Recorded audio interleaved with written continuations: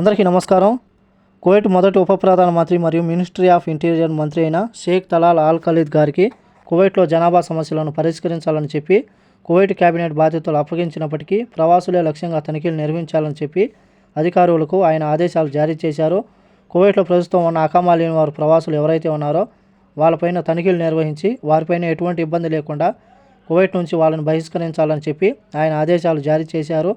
చట్టవిరుద్ధంగా కువైట్లో ఎవరైతే ప్రవాసులు నివసిస్తూ ఉన్నారో వారిపైన చట్టపరమైన చర్యలు తీసుకుని వాళ్ళు కువైట్కి రాకుండా బహిష్కరించాలని, వారు భవిష్యత్తులో కువైట్కి రాకుండా చర్యలు తీసుకోవాలని చెప్పి అధికారులకు ఆదేశాలను జారీ చేశారు.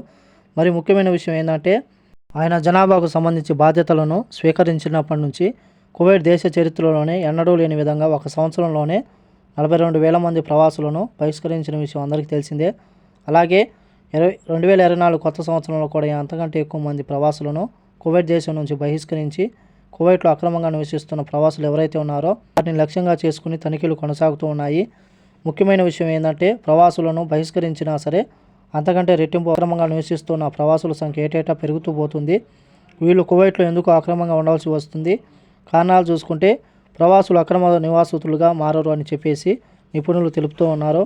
కువైట్కు వచ్చిన ఏ ఒక్క ప్రవాసుడైనా సరే అతడు గౌరవంగా బ్రతకాలని కోరుకుంటాడు, కానీ అక్రమ ప్రవాసిగా మారాలని కోరుకోడని చెప్పేసి మూలాలను పరిశీలించి ఈ మూలను కట్ చేస్తే ప్రవాసులు కువైట్లో అక్రమంగా ఉండరని చెప్పేసి నిపుణులు తెలుపుతూ ఉన్నారు. మరి ఏం జరుగుతుందో వేచి చూడాల్సి ఉంది.